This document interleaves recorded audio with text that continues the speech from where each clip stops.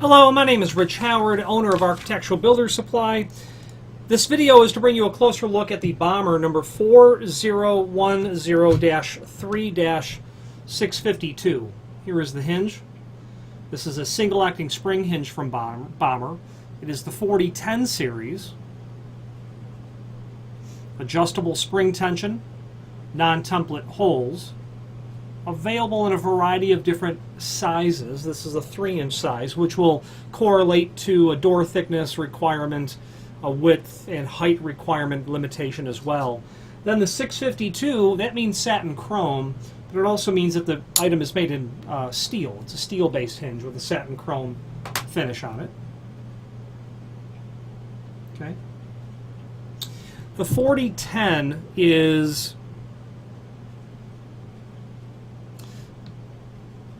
a single acting spring hinge that will feature these non-template pattern holes that are available in different sizes. That's the 4010. Now the 3, well, that is obviously a reference to the size, and it's important to know the size, not so much to realize that the size of the leaf is 3-inch, but also how it dictates the size of door that this can be used on. The height is part and parcel to the hinge when you're applying it to a specific door application, meaning if your door is smaller or larger, the 3-inch may or may not be appropriate for what you're doing in a 4010 series anyway.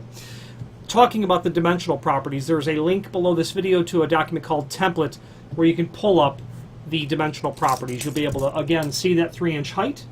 You'll also be able to see the overall height of 3 15/16 of an inch. You'll also be able to see the overall width, which is 2 3/4. Then also the location of all of the holes for the screws. So if you're replacing a hinge, you might want to review the location of those holes prior to ordering anything, because you want to be sure that they're going to fit without any additional work or not. This is a full mortise hinge. Not that it's obvious, but there's a swag on these hinge leaves. That means when the leaves are brought parallel, they're meant to be mortised flush to the edge of the door and frame and give you that small amount of margin, which is a 1/16 of an inch, really, between the leaves and between, therefore, the door and the hinge jamb. Okay, so that template is handy for that. The 4010 is available in lots of different heights. A 3-inch, a 4-inch, a 5-inch, a 6-inch, up to a 7-inch. And the 7-inch is going to end up being the largest of those hinges that will be available for you. Okay, I'm looking online now to confirm that those sizes are actually accurate. And let's back up a moment here. And I stand corrected. The 4010 is available only in a 3-inch or a 6-inch or a 7-inch version on the sizes. It's available in different finishes. They're all steel based, and you can do this in prime coat, black japanned, zinc, your chromes, your bronze, your brasses.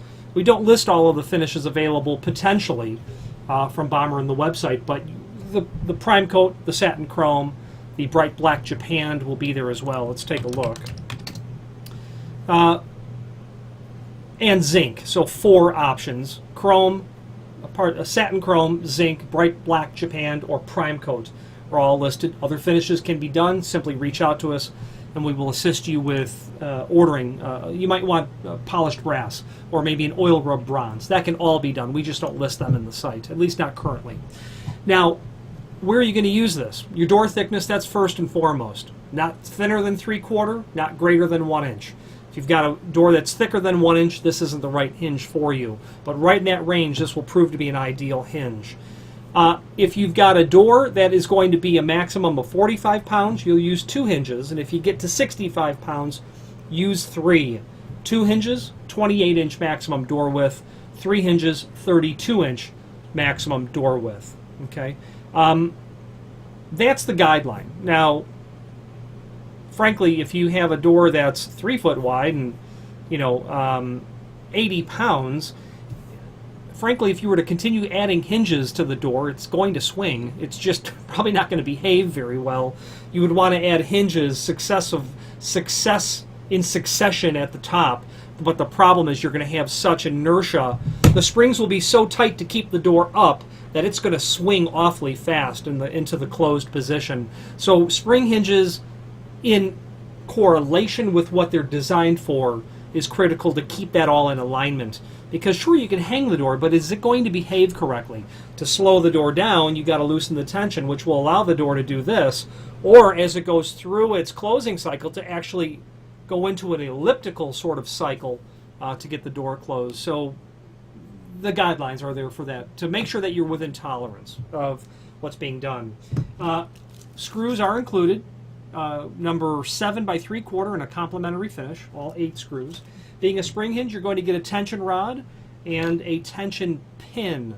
That brings me to the next link below this video, to the installation instructions, where you can review how to set the tension on this.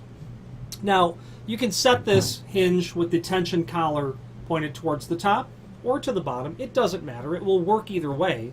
However, when the tension collar is pointed towards the top of the door, you will turn that clockwise, in a clockwise fashion, and you can then set tension on the spring. And as you can see, as I turn it clockwise, I'm revealing new additional holes, and it's into one of those new additional holes that you would insert that tension pin. Okay, that will keep the tension set on it. Step 1 of the installation instructions: install the doors to the jamb. The collar can be up or down, but again, you're going to want to think of it clockwise when it's pointed towards the top, counterclockwise when it's pointed towards the bottom. 3, place the door into the closed position. Set your tension. 3 holes, 3 holes is recommended, but you might be required to set additional tension. You're going to want to be careful or aware of, if you're going to 90 degree, you can go up to 5 holes. If you're going to go further than that, you're going to want to go to a maximum of 4 holes of tension.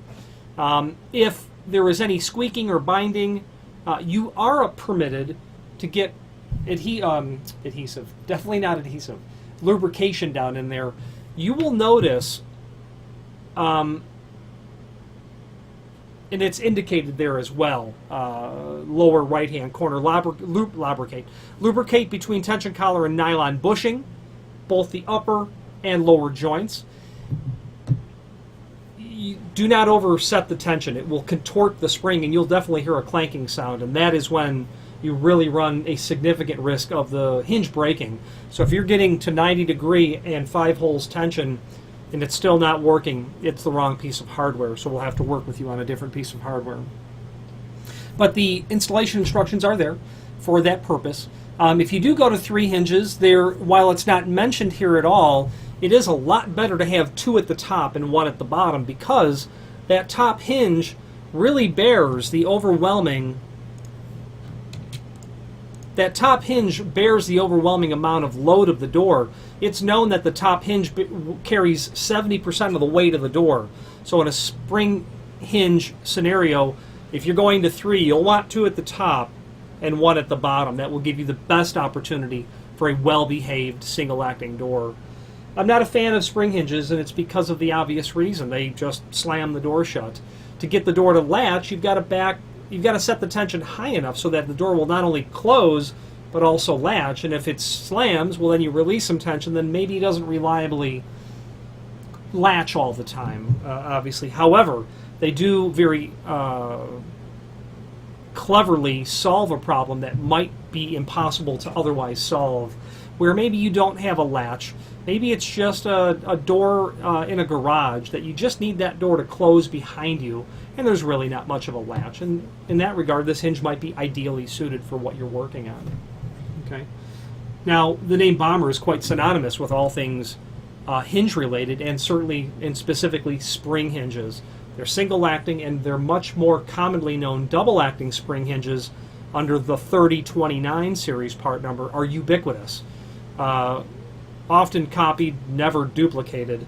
What I mean by that is the Bommer hinge is an exceptionally high-quality hinge through and through. You can see the logo there, made in USA, That's a fact that Bommer is quite proud of, as am I to represent them. The link below this video to the manufacturer's page will allow you to look at all Bommer items that we have on the site, but also a link to the manufacturer's website as well as their full product catalog. If you have any need for spring hinges, single or double acting spring hinges, specialty and standard or otherwise, you might want to review their catalog, at least familiarize yourself with it, because their name is quite synonymous. A Bommer hinge, they're generally meaning double acting spring hinge, is quite synonymous again with that product line. If you have any questions on the Bommer 4010-3-652, single acting spring hinge, or any other Bommer product, please feel free to reach out to us. Thank you.